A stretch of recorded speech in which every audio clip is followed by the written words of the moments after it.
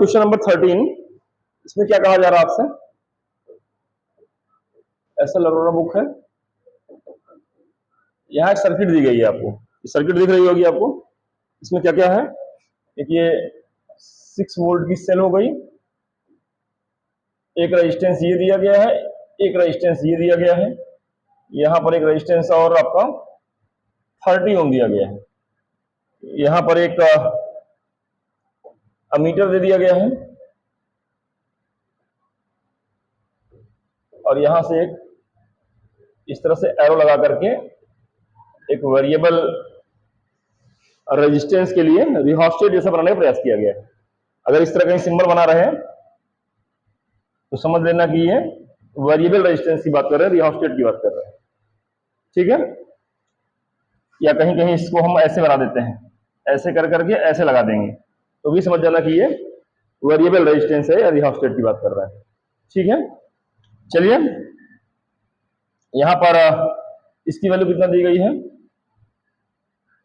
इसकी वैल्यू 30 ओम दी गई है, ये आपका 5 ओम है, that's 20 ohm, and this is 6 volt.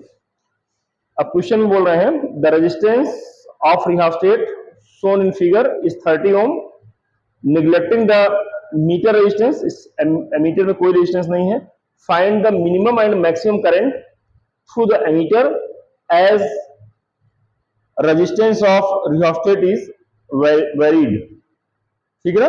अगर इस रेजिस्टेंस को हम वेरी करेंगे तो इस एमीटर में मैक्सिमम और मिनिमम करंट हम लोग को निकालना है। मैक्सिमम करंट कब होगा? जब मिनिमम रेजिस्टेंस होगा ना, maximum current minimum resistance. I is equal to क्या हो जाएगा? I is equal to V by R, V is equal to I R, तो I is equal to V by R. Minimum current, maximum resistance, maximum current, तो आइए पहले हम लोग maximum current निकालते हैं। तो या पहले मिनिमम कहा गया, पहले मिनिमम ही निकाल लेते हैं हम लोग। मिनिमम कैसे निकालेंगे भाई? तो वोल्टेज कितना है? 6 वोल्ट, और मिनिमम करंट मतलब मैक्सिमम रेजिस्टेंस, मतलब टोटल रेजिस्टेंस ले लेना है हमको। तो ये 30 तो है ही है, पूरा पूरा ले लेंगे, और ये दोनों पैरेलल में, तो 30 पूरा पूरा ले लिए, और ये दोनों पैरेलल का मतलब हो गया 5 गुणे 20 बटे 5 घन 20। ये पैरेलल में सॉल्व कर दिया मैंने इसको, बोलिए भाई। तो कितना आ गया ये? यहां 6 सही है, ये आपका 4 आ जाएगा, कुल मिला कितना आ गया आपका? 34 एम्पियर।